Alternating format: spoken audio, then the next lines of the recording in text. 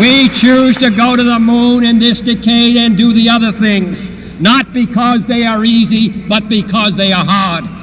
Because that goal will serve to organize and measure the best of our energies and skills. Because that challenge is one that we're willing to accept, one we are unwilling to postpone, and one we intend to win, and the others too. That was John F. Kennedy. Wow, I can't even say his name tonight. September 12th, 1962. Known as the Moonshot Speech is the nickname for that. Rice Stadium in Texas. And that was America's basically declaration of going all chips in the space race. Almost called it a war. Space war race. What was the space race? Well, that's the subject of today's topic. Welcome to Random Nerds Podcast. I'm Oki Otaku, truck driving otaku. With me is my sister, co-host. Lucario or Cat. Yeah, it's like really late for us. We've been trying and failing Mishaps. and failing to get this recorded. So we apologize if either one of us ever start to sound a little more exhausted. That would be why. But just two nerds, no script for the most part. Well, I wouldn't call it a script. I'd call it notes. Very Oh, hey! readily handwritten. I know what we never did in the past recordings. Do what? I know what we never did in our past attempts at this recording. Oh, you never asked your question. No, I never did. That's funny you mentioned that because it's, what is it? Last time we start? No, it was the time before that when we had to stop. Like we got like halfway through recording, we had to stop because I got interrupted. My truck was going into the shop, and it was ready. Like that is horrible timing. You never. I mentioned it to you then. It's like you can ask your question. Never did. Go for it. Where in the world is the Yoki? Where am I today? I'm doing a 34-hour reset in Gary, Indiana. I have an operating center out here. It's real nice. Better than Chicago Yard, which is where I'm based out of this tour. Just, hate that game.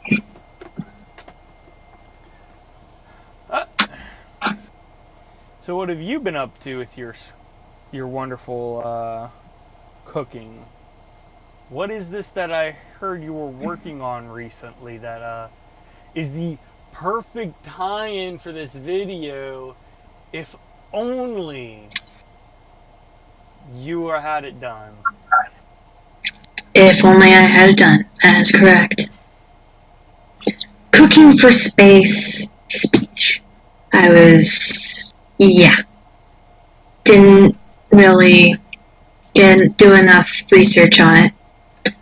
My bad. But you know what? Whoa. It's okay, because that devilish grin I had last time you told me about this, we weren't even recording yet. And, I'm like, it's not done yet. You know what? Let's do that as a video someday. If you ever get your speech finished, let's do that as a video at some point. So possibly look forward to that. Probably in like a month.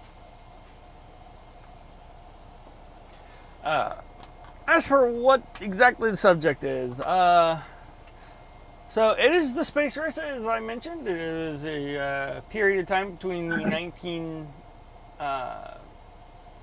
and going into the 1970s between the USSR, or the United Soviet States of Russia, aka the Soviet Union, and the United States, where very quick advancements in space technologies, I guess would be the best way to describe it, was playing out in quite a short period of time. Specifically, we're going to go over the Apollo 11. And why are we ending on Apollo 11? Sis? I don't know why. Oh, come on. I described this to you last time we tried to record, too. Ah, bad clip. No. Oh, sorry. Proof she's tired. Proof she's slept since then. Alright, hold on.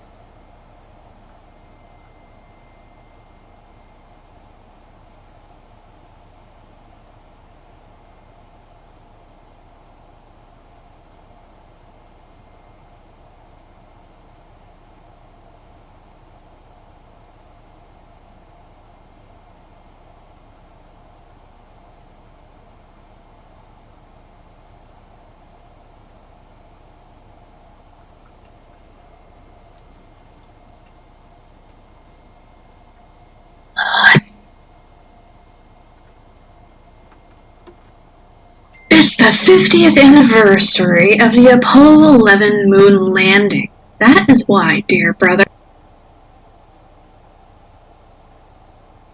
That's correct. Sorry, she sent me a photo of the notes that I sent Black her, is you. which we're getting ready to go over here in a moment. And might I add that it's actually a really good idea how you did that. That makes that a little easier. Yeah. Exactly. Alright, now what right here in front of me. I'm going And to so the next one. today is wow, I totally forgot the month.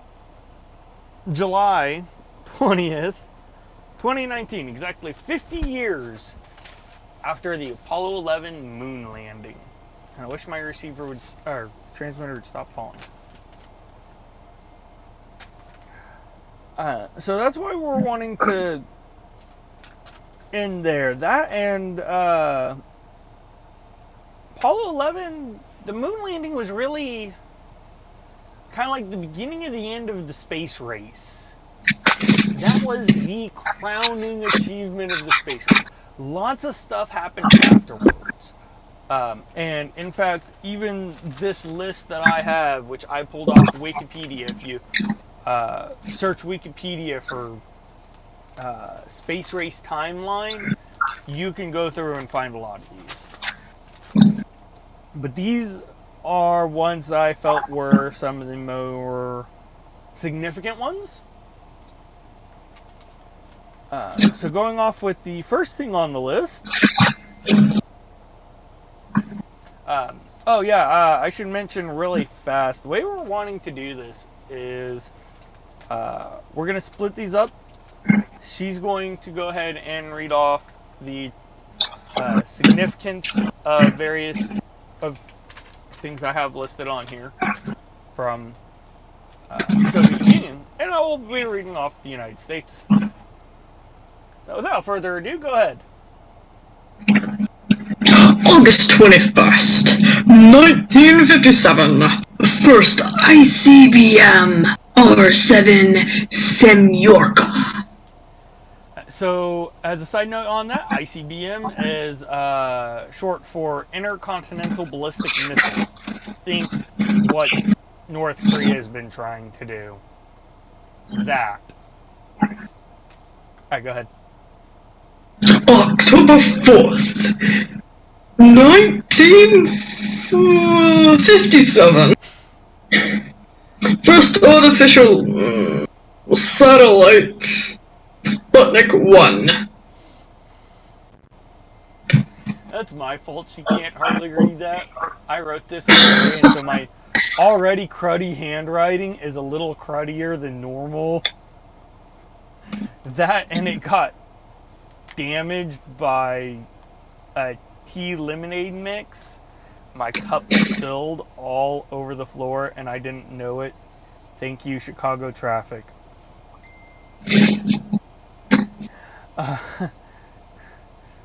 Alright, so go ahead with the next one.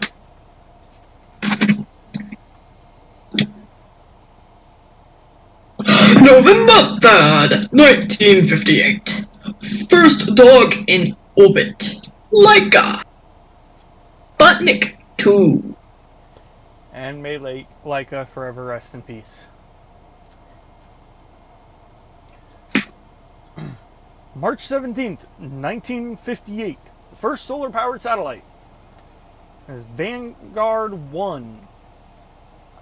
This was quite significant because if you think about it, what powers just about every satellite in orbit, including the International Space Station? Solar panels. So, it's just pretty significant there. Big move. December 18th, 1958. First communication satellite. Score Abama. That's SCOREABMA. I had what that meant up earlier and I totally lost the page. Because SCORE is an acronym.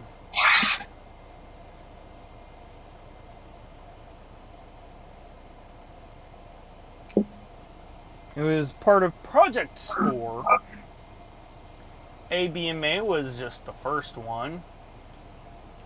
I still cannot figure out what ABMA stands for the life of me for some reason.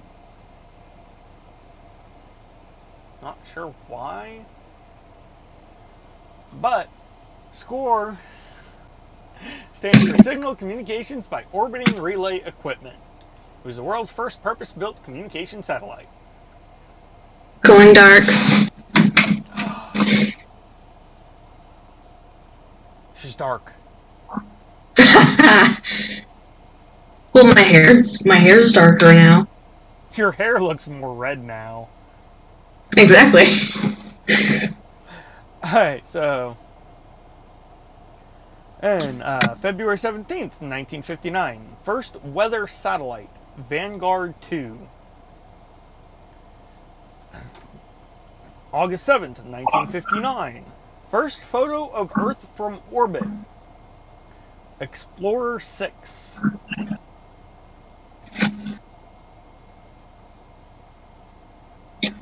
September 14th, 1959. First impact into another celestial body, the Moon. Luna 2. Ha ha ha. Love you, sis. I love you too, dear brother. I can always add an extra in there. I hate you because now I have to edit that single word out.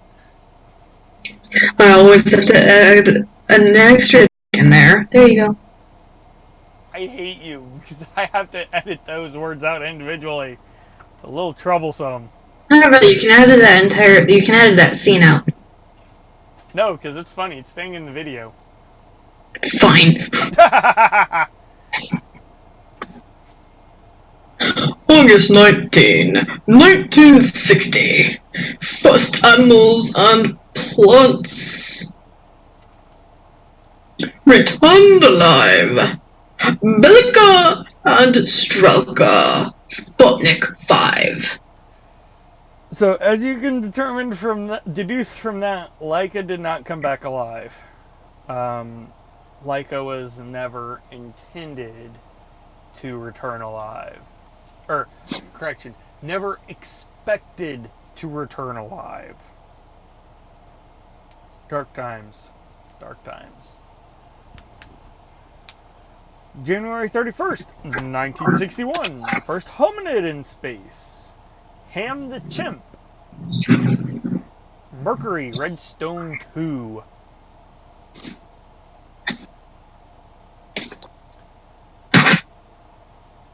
April 12th, 1961.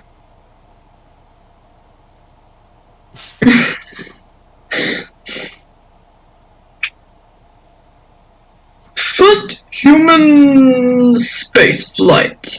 Yuri Gagarin. Gagarin. First orbital flight of manned vehicle. Vostok. No. Vostok. Vostok. Oh, I thought it was always Nostoc. Vostok 1.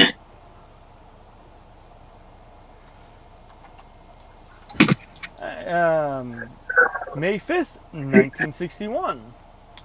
First pilot-controlled space flight. Alan Shepard. Freedom 7. December 5th, 1963. First sat-nav system. NavSat USN. So, sat-nav is satellite navigation. USN just stands for U.S. Navy. So think basically your GPS, Global Positioning System. This was the earliest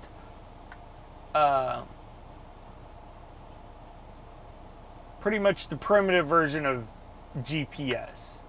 It's come a long way and it's a lot more sophisticated nowadays. Next. March 18th, 1965. First spacewalk.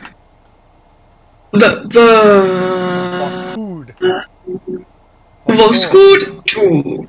I think if I remember right, it was Voskhod because I accidentally put that other. Oh yeah, it was Voskhod. Yeah.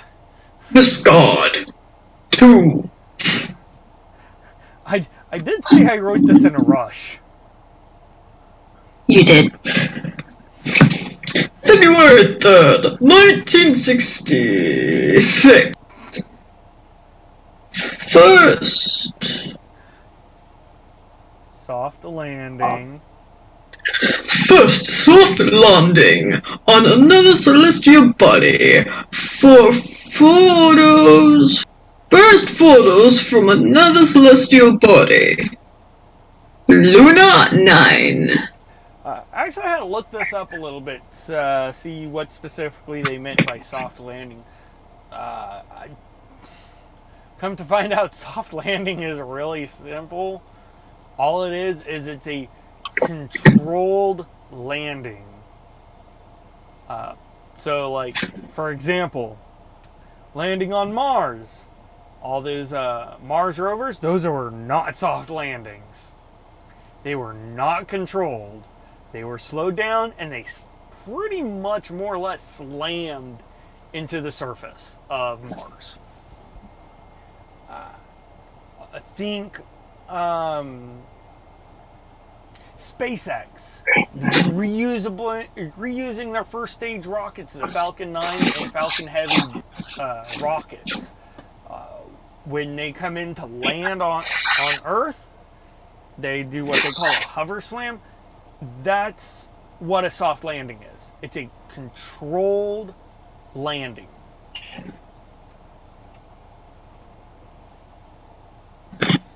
March 1st, 1966. First impact into another planet, Venus. Venera 3. Did I do that right? Yeah. Okay. Oh, December 21st, 1968. First human crewed spaceflight to and orbit of another celestial object.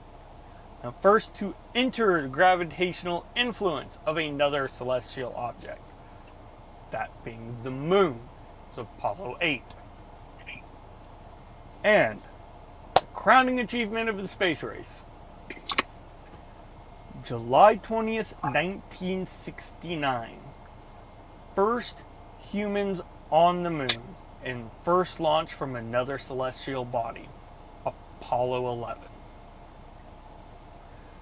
And what's really funny is if you actually tally these up, even though historically speaking the Soviets were very handily kicking America's ass in the space race, they really were. But if you tally them up, you'll see like up to this point, there were 30 for the Soviets and 34 for the U.S. But if you look into what the significance of each one of these are, you kind of go, wow, yeah, Soviet Union is really kicking our ass. First ICBM, first artificial satellite, Sputnik 1, that was a slap in the face around the world right there. And it's reported that's what really got the U.S. into the space race was Sputnik 1. Really ramped that up. It was like both of those were Soviet Union. First living thing in space was the Soviets. U.S. Communication satellite, weather satellite. Most of these are satellites for the U.S. They didn't really have any real like space exploration, as in terms for like getting humans off the planet and stuff. Until January 31st, 1961, with the first hominid in space in Mercury Redstone 2.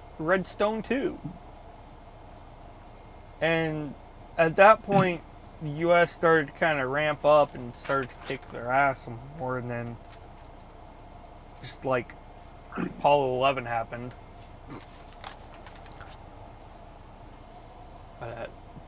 Yeah, so that was... And that speech from Kennedy was... Oops. It was the turning point in the American space program. Sadly, JFK would never get to see it. He was sadly assassinated before the launch of Apollo 11. A few days after his assassination, the NASA center there on Cape Canaveral was renamed in his honor and is now known as the Kennedy Space Center.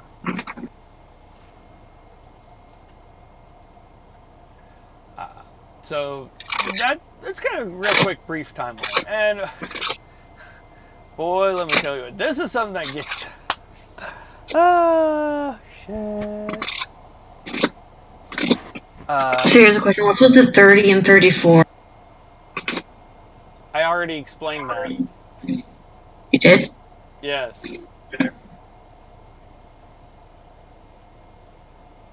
That was the part where I mentioned where Russia was really kicking America's ass, or the Soviet Union was really kicking America's ass in the space race. Even though if you look at the tally count of achievements,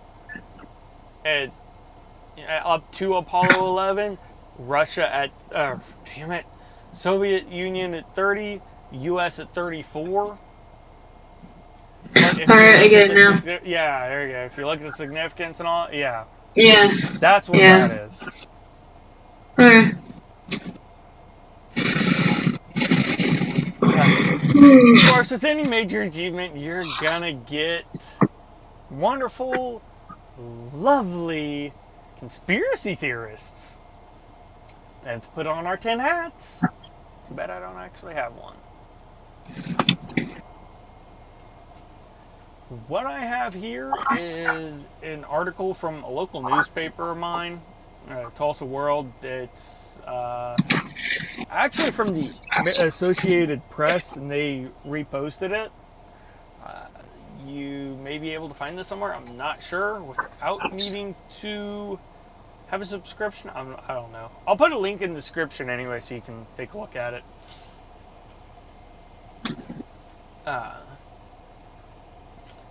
The biggest claim is that it was all a Hollywood hoax and produced on some backlot and stuff.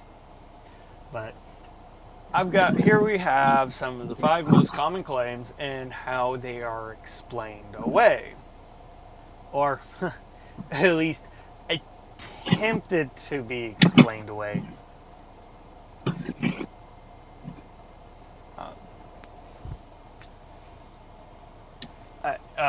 You want to go? Are you ready for this? But We're doing the claims and facts. I sent you the claims on Discord yesterday. yeah, Remember? I know. I'm trying to find it now.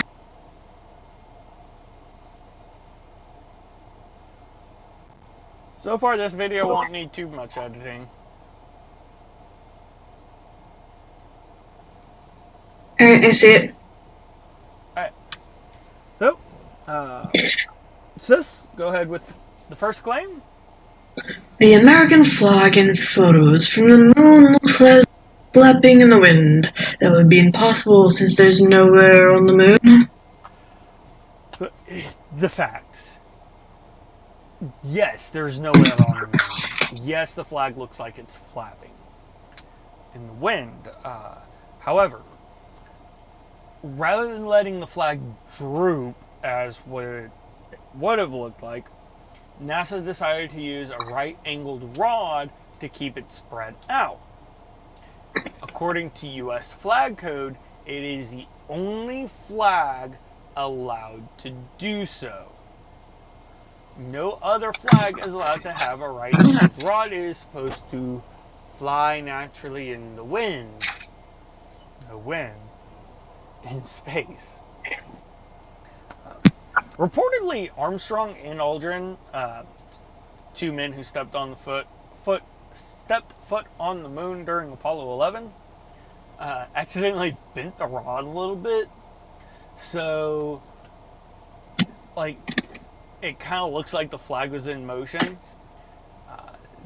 They were also worried that the flagpole wasn't going to last very long. And so what they did is they stuck it in the ground and took a picture as fast as they could. And as a result, that flapping is more of just movement of them trying to put the flagpole in the ground. Which, fun fact, that flag, I believe it was that one. Yeah.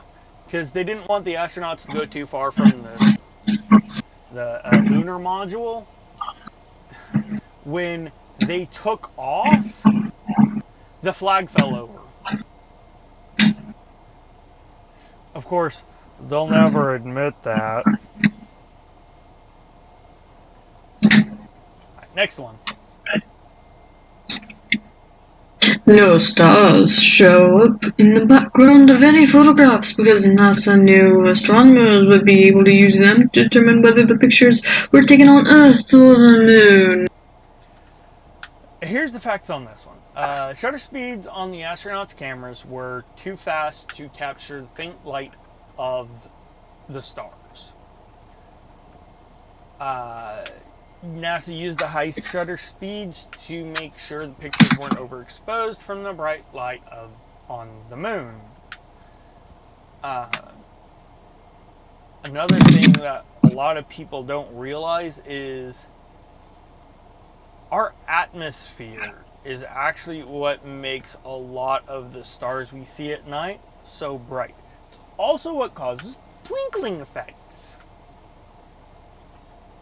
Fun fact. A lot of people don't realize that. That is very true. That is a result of our atmosphere. Go out in space, they don't do that. Next one.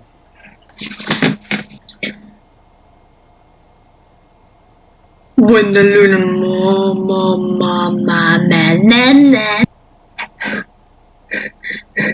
My apologies.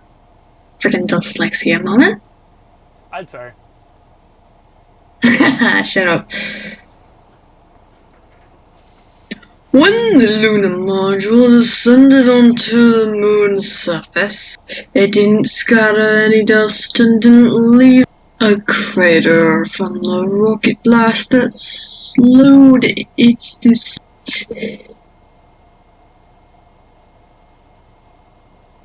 if that didn't capture on the recording, my very surprised, confused look is going to be really hard to try and explain.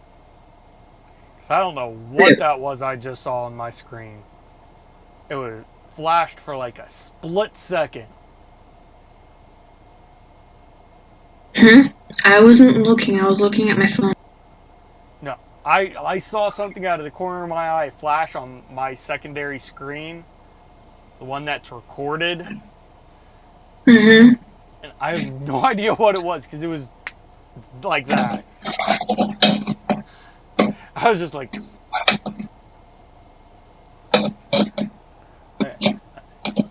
here's the facts there.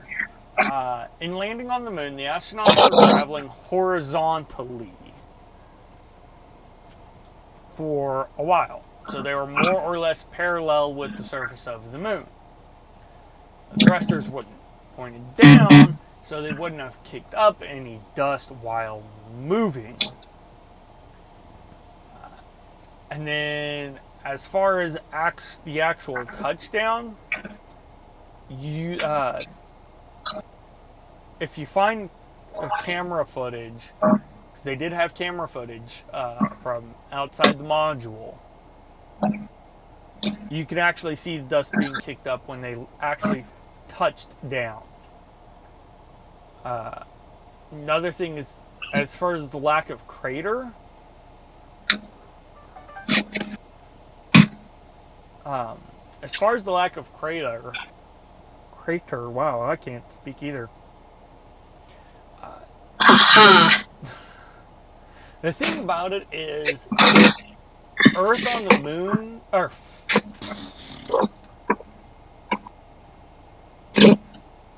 gravity on the moon is significantly less than that on Earth. Significantly less. The article I have here says it's roughly 1/6 that of Earth's. So they don't need a large, powerful blast to land it. So it was more of a gentle landing. Another thing was that the moon didn't have nearly as much dust, moon dust, as they thought it was going to have. Like, they had probes on the lander legs that were designed to sink into the dust. Yeah, they only sank a part of the way into the ground because it was nowhere near as much dust as they thought there was. Go ahead. Next one.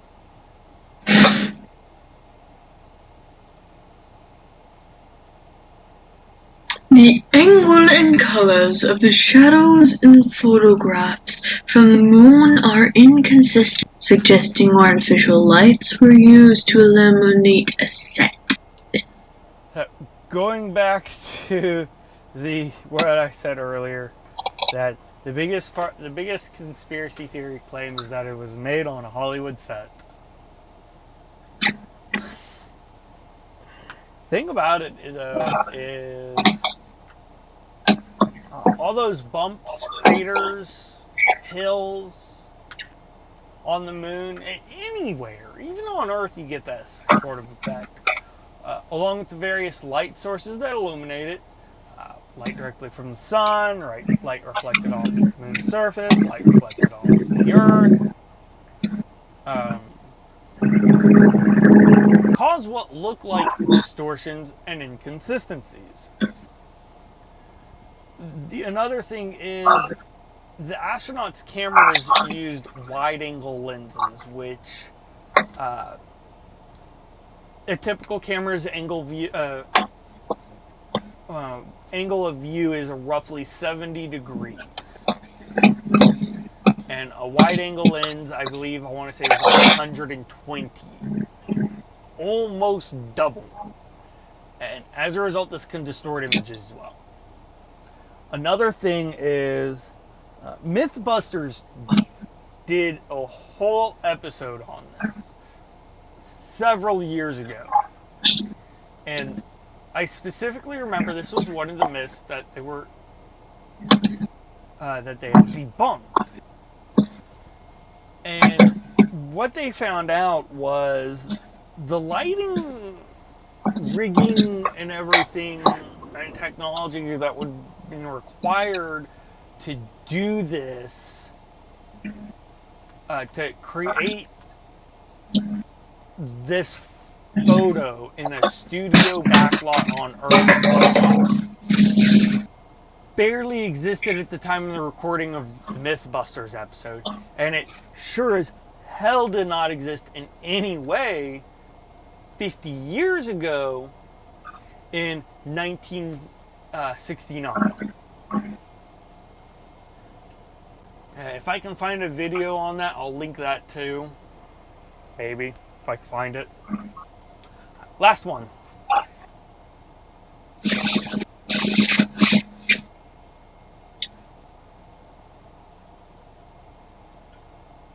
Armstrong on the lunar module was soon reflected in Aldrin's helmet visor, in an iconic photo of Aldrin in his spacesuit on the moon, but there's no sign that either astronaut is holding a camera.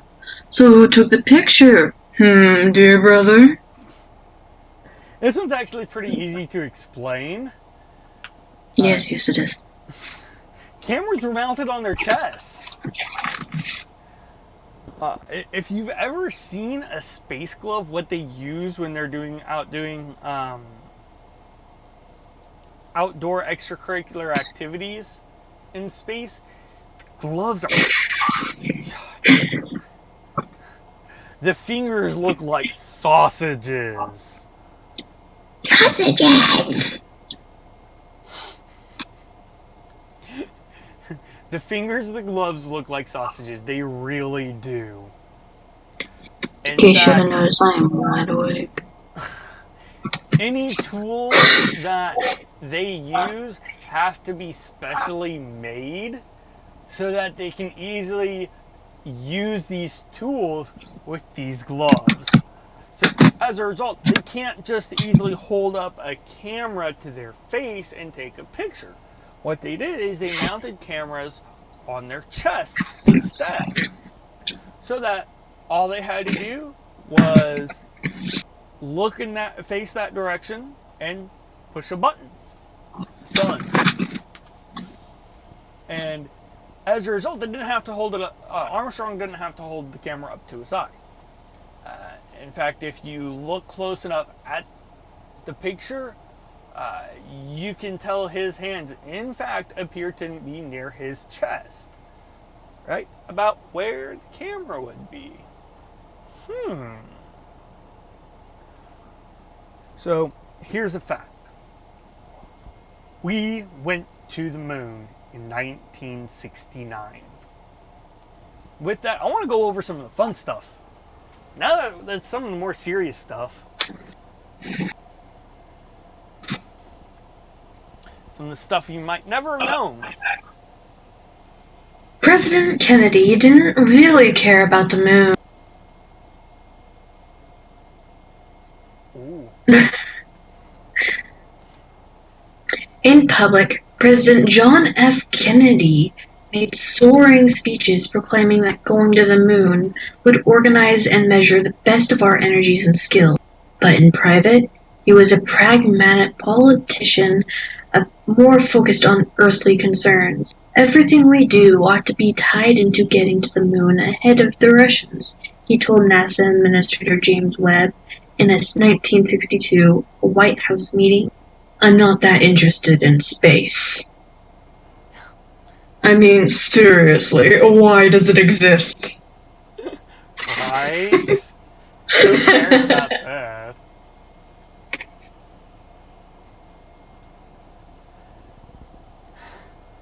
This is okay. So this is one I already knew before I read this article. Apollo 11 crew had to hawk their autographs for life insurance. Nobody would insure them for life insurance. Yeah. Buying insurance isn't easy when you're about to shoot into space atop a flaming rocket. Oh my goodness. No better options. Armstrong, Aldrin, and their Apollo 11 crewmate, the lesser known Michael Collins. He deserves all the respect too. Resorted to cashing in on their fame. They had signed hundreds of envelopes and postcards, then had friends postmark them July 16th or July 20th, the launch or moon landing date, figuring that the autographs would be valuable enough to provide for their families if the men didn't return. Well, it's a good bet.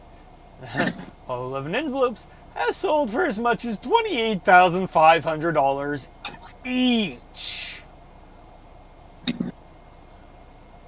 Jesus Christ. Yeah. I love this next one. Yeah, I saw that. I'm like, what? Yeah. The lunar spacesuits were created by a lingerie company. Playtech, a company better known for inventing Cross Your Heart Bra. That company was hired to create the suits that would protect astronauts from the moon's airless environment and temperature extremes. That decision led to a secret fashion battle, apparently.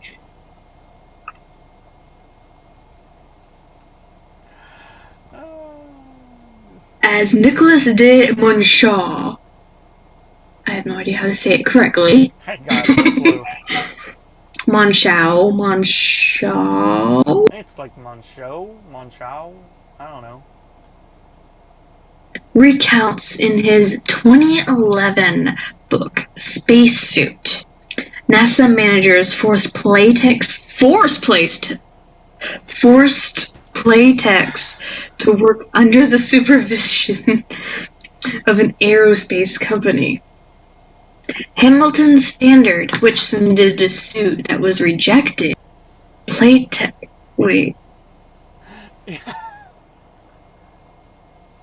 Yeah, Okay, just wait.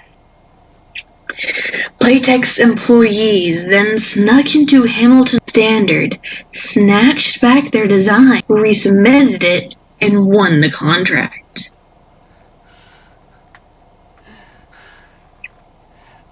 Here's the best part of it all. Ever since, Playtex's industrial division, ILC Dover, has designed every NASA spacesuit since then. I've said since then twice. Yes, you did. So, imagine that. Like,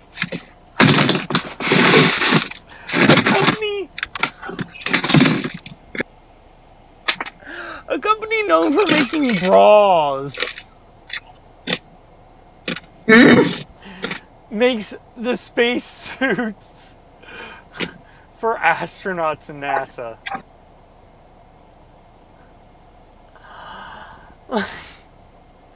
And they've done it ever since.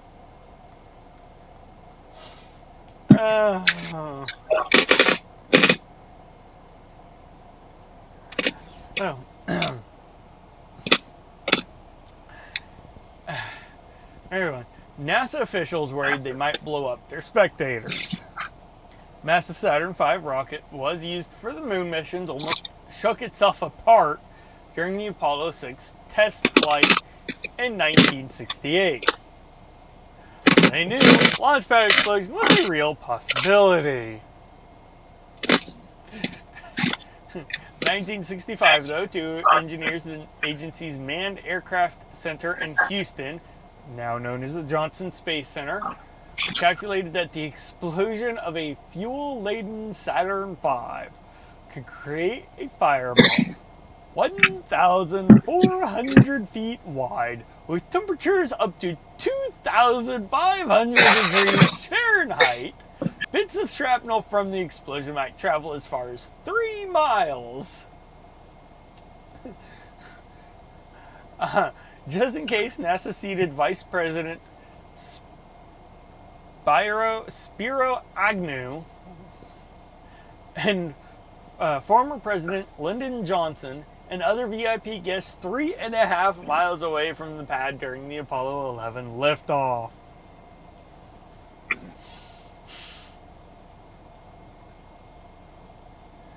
Oh, jeez. Yay, explosions. Explosions are fun. Who doesn't like No, a good don't be like her. What? Don't be like Abby. Explosions are fun. Why you gotta ruin the fun? Aldrin took communion on the moon. What? Minutes after the lunar module touched down the Sea of Tranquility, Aldrin radioed back to Earth. I'd like to take this opportunity to ask every person listening in, whoever or wherever they may be, to pause for a moment and contemplate the events of the past few hours and to give thanks in his or her own way.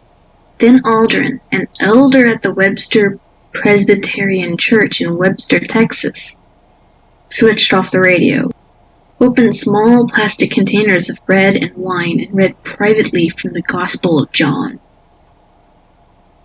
The very first liquid ever poured on the moon, and the very first food eaten there, were the communion elements. The astronaut later wrote in Guideposts magazine. That's something Now, cool. A felt tip pin rescued the astronauts. In the cramped confines of the lunar module, Armstrong's backpack smashed against the ascent engine arming switch. A critical one needing to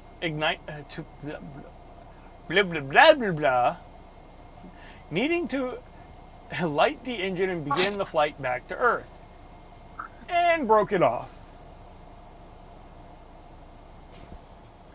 Mission Control had no obvious fix, but the astronomers were old hands at improvising solutions to tricky problems.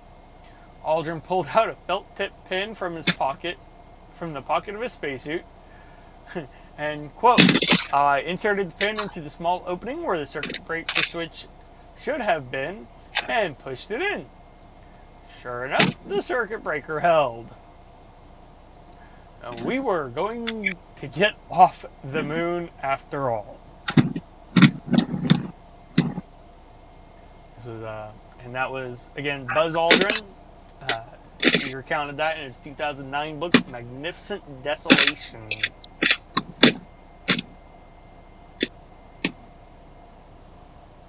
Aldrin and Armstrong left their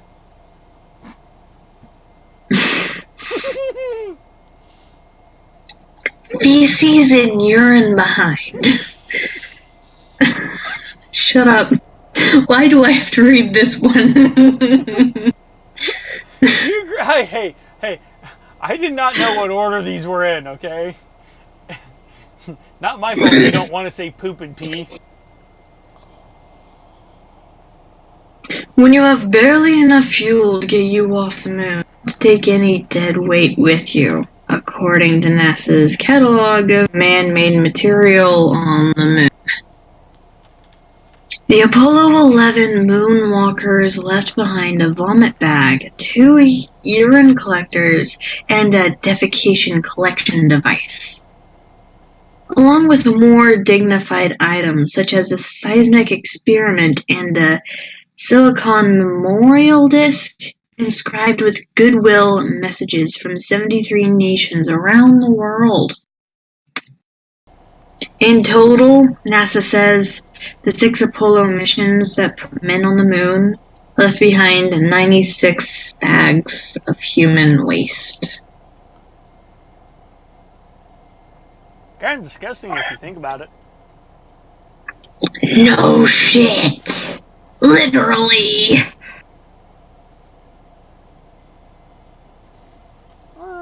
have to say that after I just went to the bathroom too. Best part is, again, I didn't know what the order these were in.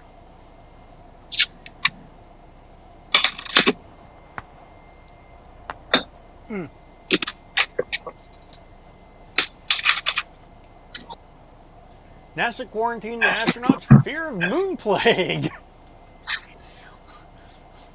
The idea was to protect Earth from possible lunar germs, even though NASA scientists seriously doubted there could be life on the moon. For 3 weeks following their return, Apollo 11 crew lived in a mobile quarantine unit. First aboard the USS Hornet aircraft carrier, and then at Pearl Harbor. President Richard Nixon even did a photo op with the men, their faces pressed against the glass of their sealed room. The procedures were a bit of a sham, Collins noted in a recent interview. Who's Collins? I don't remember. Let's redo that paragraph. But the procedures were a bit of a sham, because any dangerous microbes would have escaped the moment the returning astronauts emerged from their capsule. The command module lands in the Pacific Ocean. What do? Open the hatch?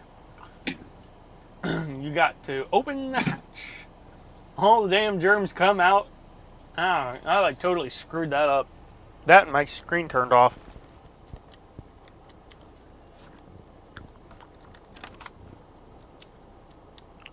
Fuck. Hold on. Still recording the screen. It's just...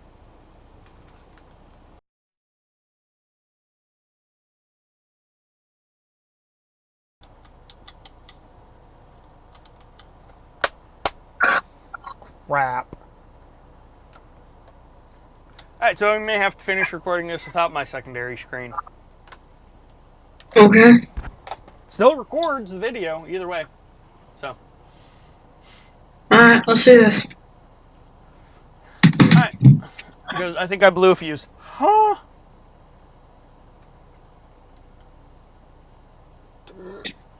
Okay, try this again. Good. The procedures were a bit of a sham, because any dangerous microbes would have escaped the moment the returning astronauts emerged from their capsules. The command module lands in the Pacific Ocean, and what do? Open the hatch. You got to open the hatch. And all the germs come out.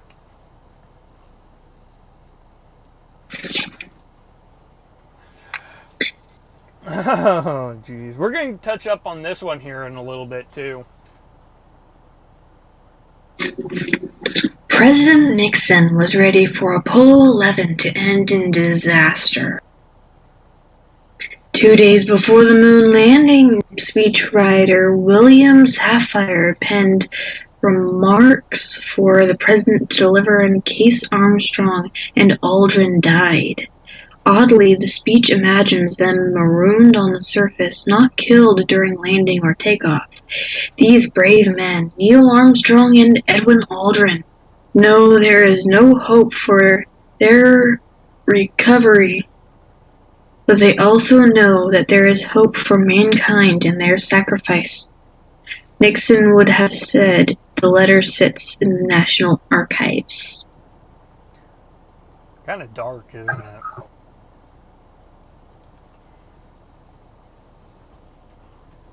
We're going to get into a little bit more of that here in a moment. Oh, yeah. I mentioned this one earlier. U.S. flags put on the moon by Apollo astronauts are still standing, except for the one from Apollo 11. I had a feeling this was the one. I couldn't quite remember off the top of my head, but I was right. From its orbit around the moon, NASA's Lunar Reconnaissance Orbiter can clearly see the shadows of the flags, along with many other artifacts of the Apollo sites, proving that they're upright. Though an exception is the flag placed by Armstrong and Aldrin. who had struggled to plant the flagpole in the unexpectedly much harder lunar soil. Aldrin later said that he had seen the wobbly flag topple when hit by rocket exhaust from the lunar module as it ascended from the surface. The entire set of Apollo flags, incidentally, was purchased at Sears by a trio of NASA secretaries who had been sent out on their lunch hour.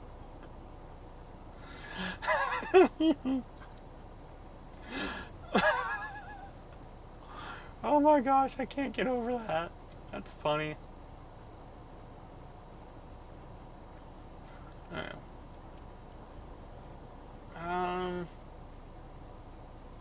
Where is it?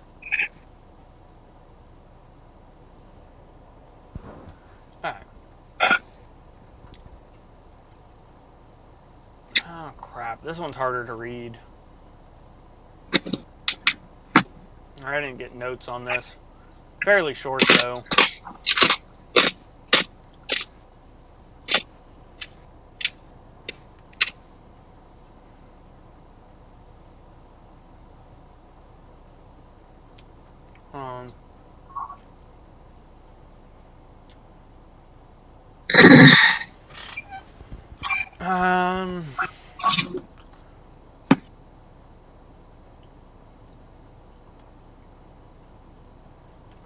Jeez Louise, I wish I had gotten notes on this one, damn it.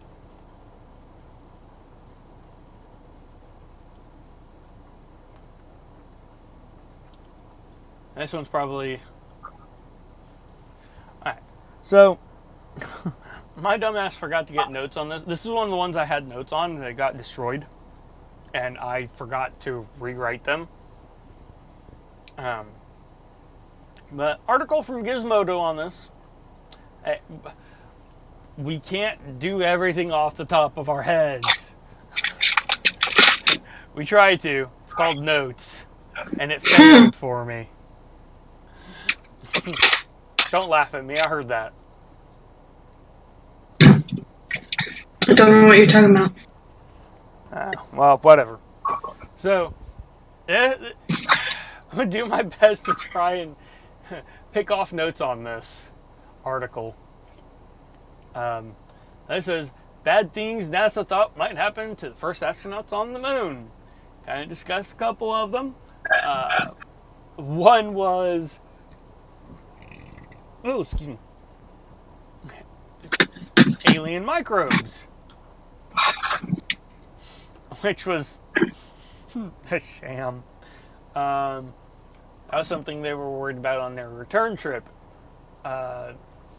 Something else was being stranded on the moon. How would they have been stranded on the moon?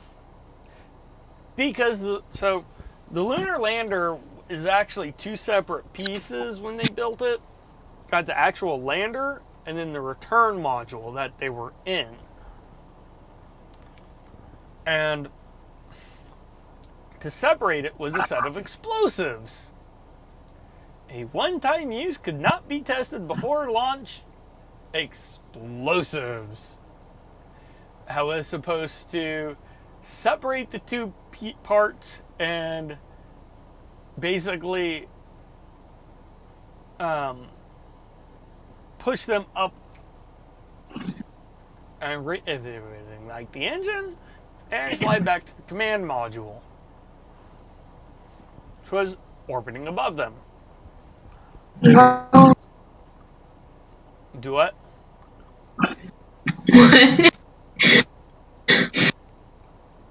Yeah.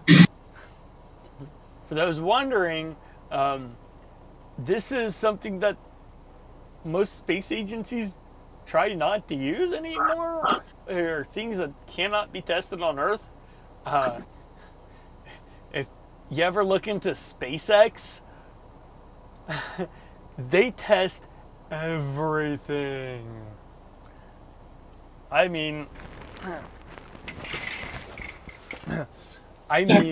everything. Many times. Like, they don't use explosives, they use springs. Anything that needs to be separated is spring-loaded for them.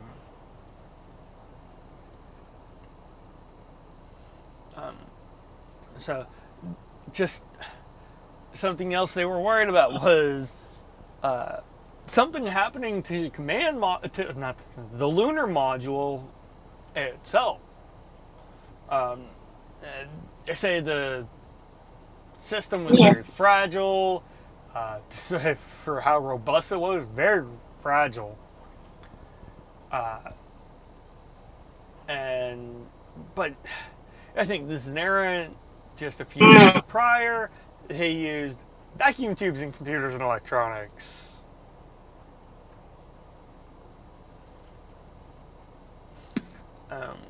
Going back there, Buzz Aldrin accidentally broke off one of the circuit breakers.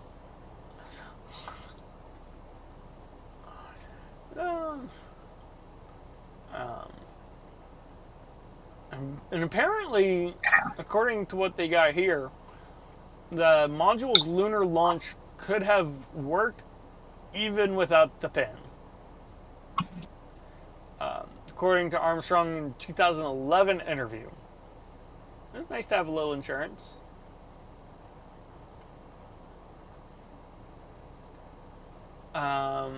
Another thing was psychological problems. They hadn't seen anything wrong in previous Apollo missions, but I mean, spend any amount of time, like the whole thing of the emotional gravity of hurtling through space could have weighed on their minds and affected the mission. So,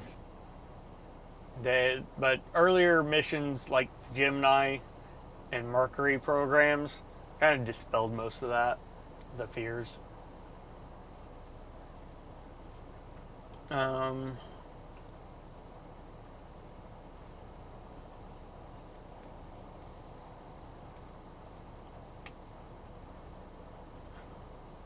trying to see here.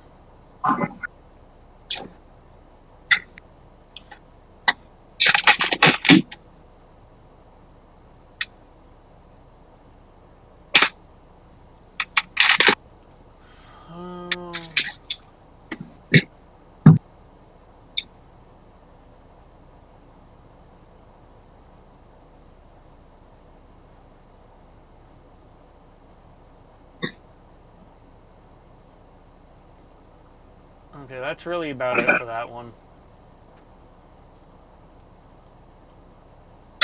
Apollo 11, 50 years ago tomorrow, it blasted. Go away.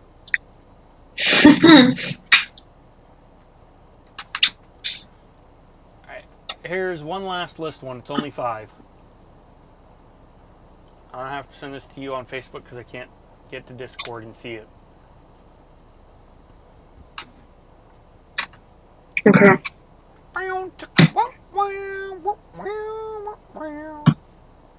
Come closer. Oh, by the way, Boss Cat has left the admin. Really? Mm-hmm. It's because I kind of...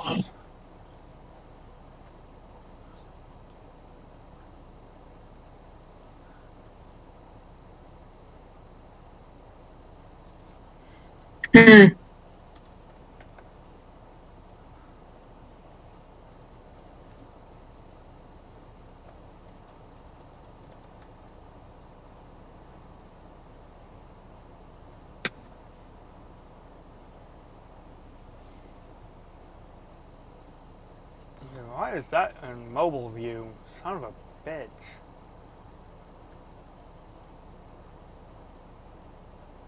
It's gonna be an issue trying to read.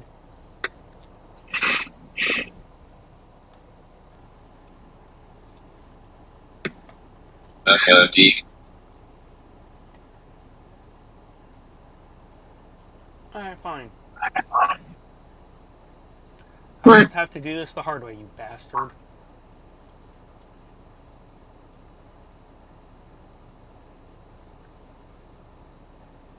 I don't know how to pull up a desktop view for this son of a bitch. All right, so you want to go first, or should I this time? So, sis, I'm getting there. having issues? Yes. Oh. My. There's 5. Mm-hmm. Last time So it here's was a question. 11. Who went last? You did. I mean, I did. Then I go.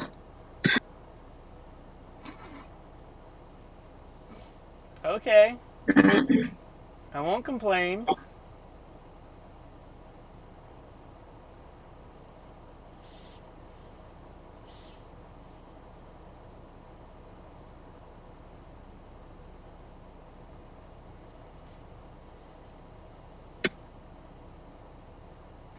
I will go first. You went last.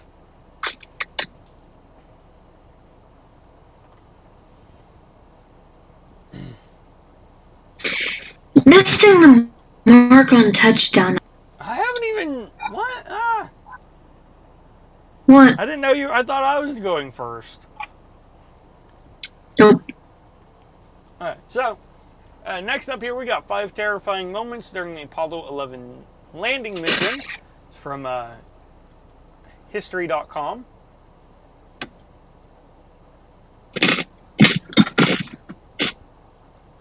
Oh, no? I think I know how to fix this.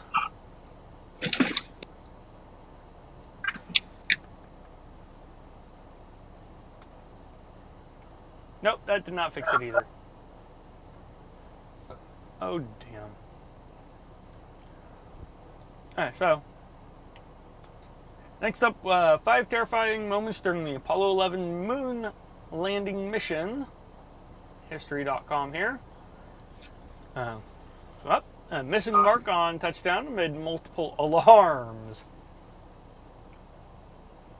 After arriving in lunar orbit and later separating from the command module to begin their landing sequence, Armstrong and Aldrin had little idea that their moon landing plans had already been modified by an overlooked effect of Newtonian physics. Don't ask me to describe what that is. I have no idea.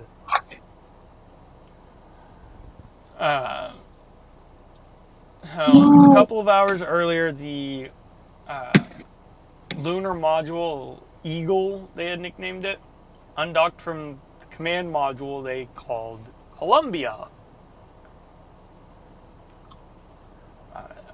Apparently, residual pressure inside the tunnel that connected the two spacecraft before undocking wasn't sufficiently vented, causing the Eagle to get an additional boost as it separated.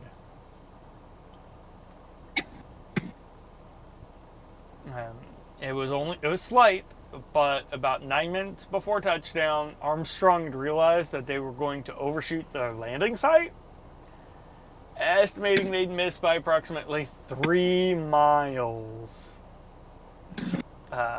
Apparently wasn't too bad. It was actually 4 miles that they were off by. So he was close. The moon is littered with boulders, craters, big rocks. I guess it'd be boulders. So it's like same with Mars. Landing anywhere,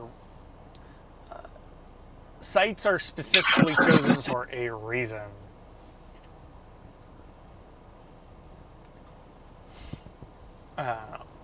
So apparently it wasn't everything though. The Eagle's computer had been distracting them with program alarms throughout their descent. Mission control was also patchy, the communications with it. A recurring alarm was being triggered by the onboard landing computer that was warning of an overload. Yay! Fortunately, as the alarm was intermittent, mission control deemed the risk of computer overload low and greenlit the landing anyway. They were struggling to find a new landing spot, and Armstrong found a spot and landed with only 30 seconds left of fuel in the tank. Want to talk about a close call. All right, go ahead. Next one. Post-landing explosion? More explosions?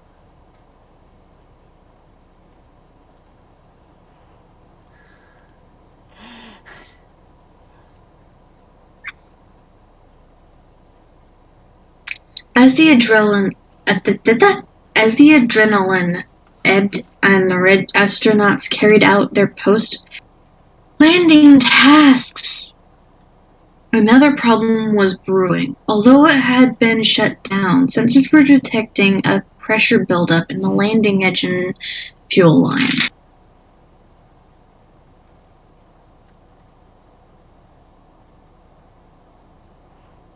You okay?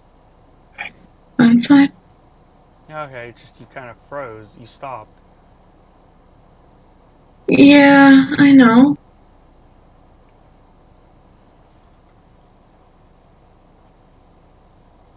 Just wondering what a certain noise was.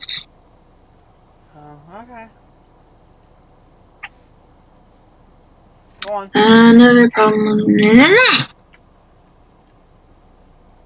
You were halfway through the first paragraph. Third sentence. Yes, I know. Just reminding you. I was getting there, and then you stopped me. Who's Zoe?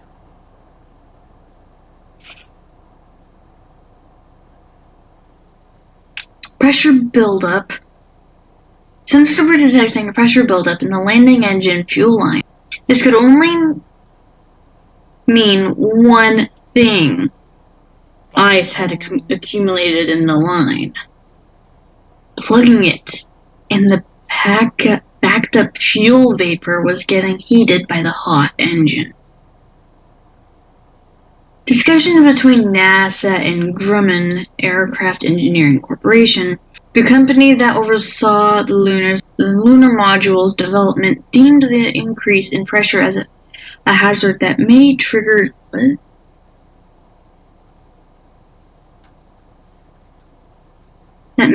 a deadly explosion if not remedied. So they drew up plans to vent the system. We all felt that the consequences of an explosion, even of the relatively small amount of fuel remaining in that short section of line,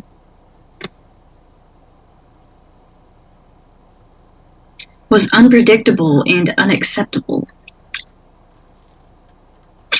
wrote aerospace engineer and father of the lunar module Thomas J. Kelly in his book 2001 book.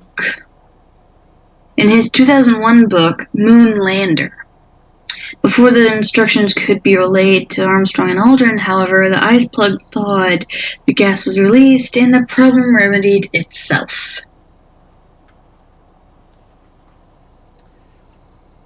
Ain't that pure dumb luck?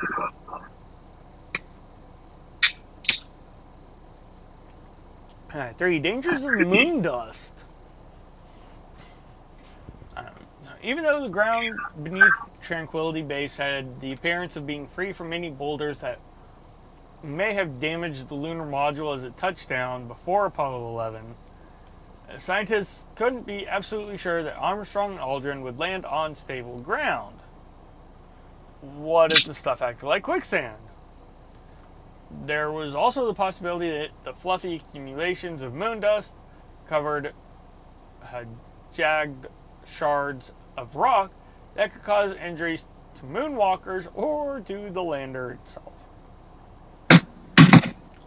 Previous robotic missions, such as Surveyor landers, were designed to study the lunar surface as a prelude to planning later Apollo missions. And it wasn't until Armstrong's one small step crunched into the gray powder that NASA was sure the surface was safe for extravehicular activity, or EVA. While this may be a minor point in the annals of the Apollo program, lunar dust is no joke. It's created over billions of years of meteorite impacts, and the moon lacks processes that would erode these minuscule particles into smoother shapes. Case in point, rocks in the ocean.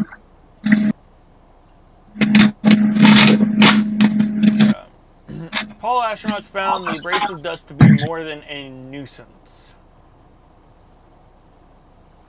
Later missions after Apollo 11 featured longer EVAs, and there are reports that these tiny shards of rock permeating lunar module interiors, coating helmet visors, jamming zippers, and even penetrating layers of protective spacesuit materials. All of the astronauts complained of the problems with dust. Brian O'Brien, Rice University professor from 1963 to 1968, who built radiation and dust experiments for the Apollo missions. The very access to the moon stirs up dust. Walking of an astronaut, the movement of a rover stirs up dust. Dust will travel ballistically because there's no atmosphere, and it will stick to anything and everything. Alright, just kind of lightly go over this because we already mentioned this like twice. Yeah. Alien infections. Scientists are now acutely aware of the impacts of space radiation and dust on astronauts' health in those pioneering days in 1961. There was some degree of... What? You said 1961. Oh, 1969. There was some degree of trial and error.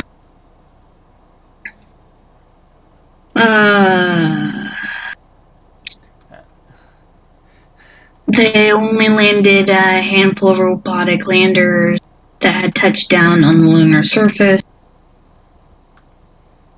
The landers confirmed that the moon's surface was rocky, dusty, covered in craters, and devoid of complex life forms. Precautions for possible infection by alien microbes had to be taken. But only after the Apollo astronauts became infected by these hypothetical space germs. After risking their lives, mind you, for the advancement of humanity, so we have to be thanking them.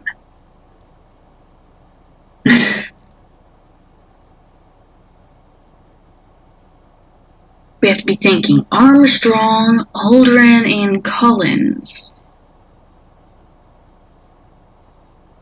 They had the dubious pleasure of being stuck in planetary protection quarantine on their return, just in case. Just in case. A deadly space-borne plague had hitched a ride with them.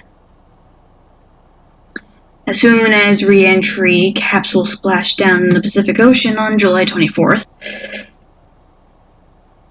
the three of them were transferred to a mobile quarantine facility, inside which they were transported to NASA Lunar Receiving Laboratory at Johnson Space Center, where they had access to a larger quarantine facility until their release on August 10, 1969.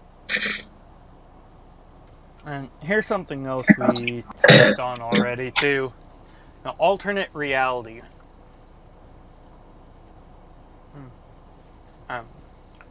President's announcement of a mission failure.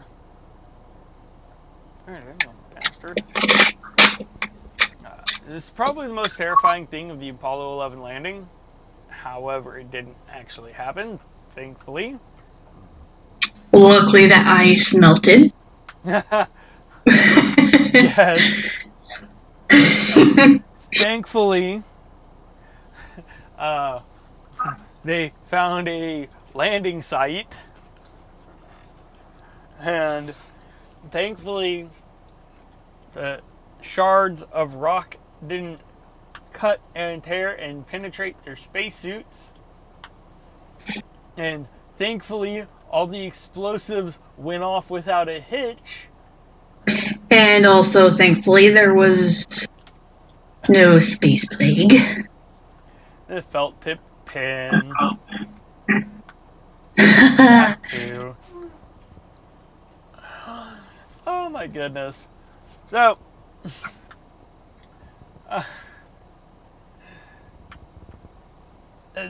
we had talked about the speech prepared by the then President Richard Nixon, the event of a mission failure. It was released to the public 30 years later, detailing the White House's response should the unthinkable have happened. Any number of things could have gone wrong during that pioneer mission. We mentioned several of them. So, to prepare, the president was ready to address the nation when it became obvious the mission was lost.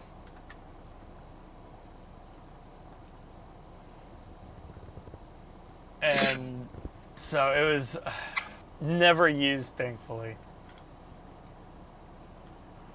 And again, it's in the National Archives. Was it National Archives I said? I don't remember. So, I want to do a little side thing here. Some celebrations that's happening back home, my hometown. You're in Texas, so like, holy crap. You're home of Command Center. Like, I know you're not in Houston, but still, that's beside the point.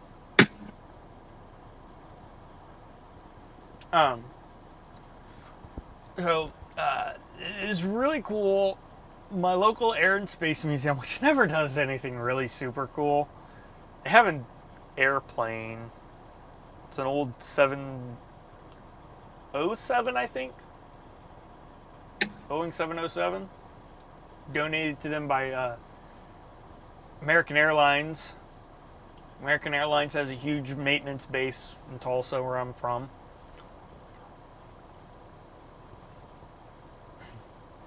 And what's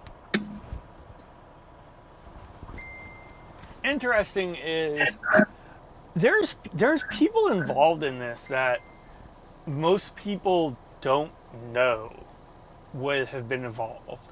Like, NASA has a website. I wish I could remember what the website was, but you could go in and see every state's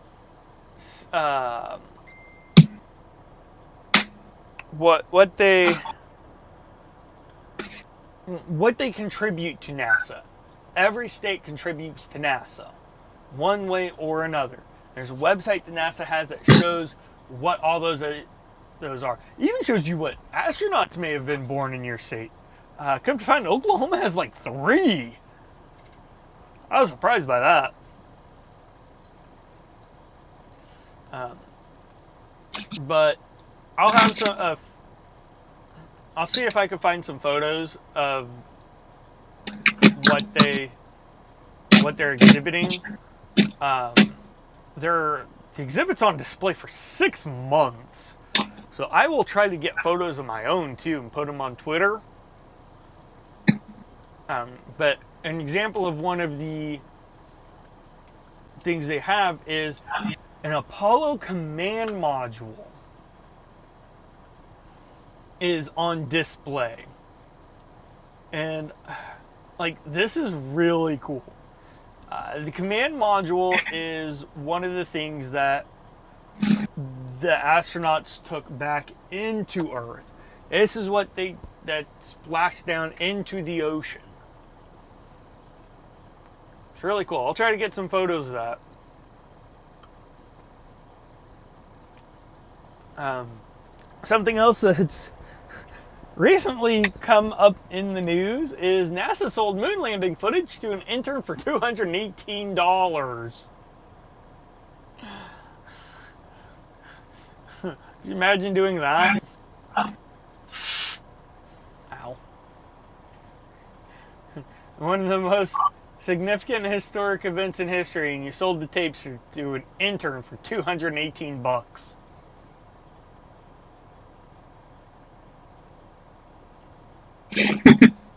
Yeah. And they're saying you can sell for several $1,000,000. They're talking like it up to $2 million. There are 3 surviving videotapes. NASA's little blunder is going up for auction.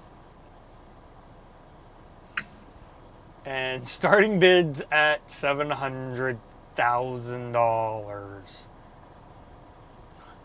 Alright, it's 2.5 hours of footage.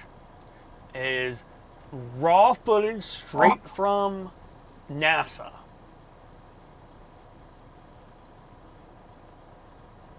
It covers everything from the first steps, interplanetary conversation, with then President Richard Nixon. It's planting the American flag. They were sold by accident to an NASA intern named Gary George in 1976, who purchased the set unknowingly among 65 boxes of videotapes at a government surplus auction for a total of $217.77. He apparently resold most of the tapes to local TV stations for a profit, but held on to 3 of them labeled Apollo 11 EVA, July 20, 1969, reels 1 through 3, at his father's suggestion. EVA, or extracurricular activity, also known as spacewalks, his tapes captured the first lunar EVA. And more than 30 years later, he heard NASA was trying to track down the footage for the moon landing's 40th anniversary. And he took them to a videotape archivist and viewed them for the first time. That's when he realized what he had.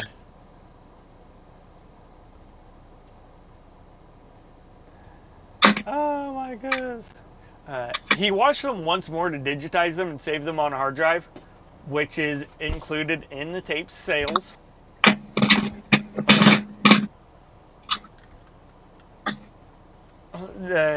It's being auctioned off by a group called Sotheby's. Don't ask me to try and pronounce that correctly. I won't get it right. And the staff viewed them once to assess their quality, and they've determined that they were faultless. Holy crap. Do you imagine that? History being made. So, this is last thing I wanted to talk about here, because this one's kind of cool that NASA did very recently. I'll post the link to Ars Technica, where I found this, in the description and everything. But NASA restored the Apollo mission control, like down to the ashtrays. Apparently,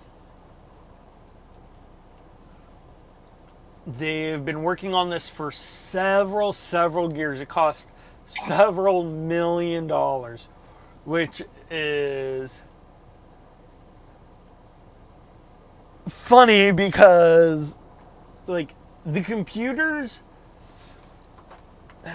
computing power in your phone. Example, I have a Samsung Galaxy S8 active. These have about the same, if not more, computing power in them than all the computers at mission control for Apollo 11 had. That's how far computing technology's come in 50 years. It's a lot. And the best part is, it's open to the public.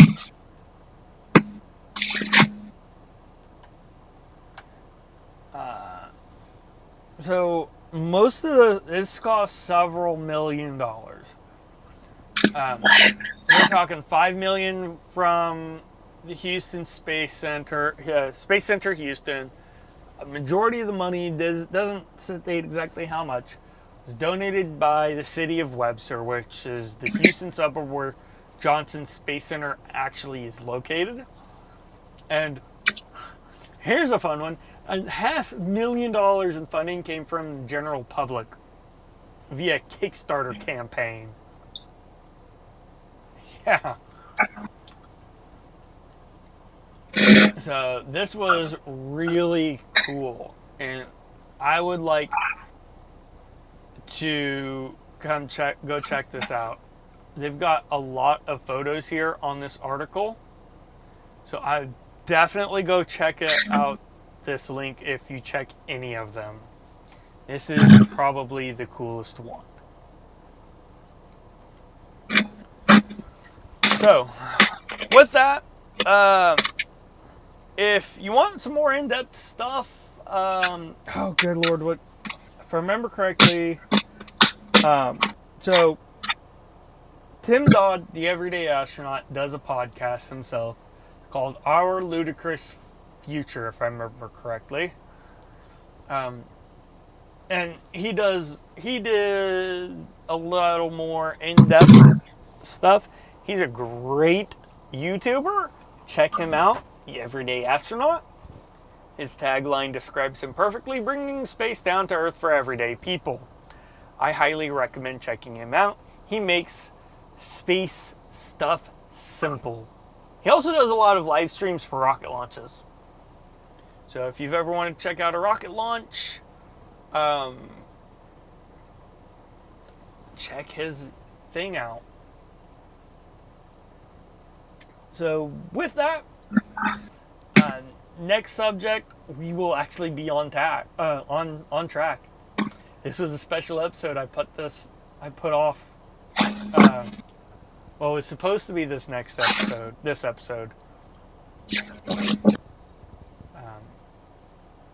So, with that, next episode will be Harry Potter. I want to look into talk about the game medias though, since Wizards Unite just came out and it just had an update.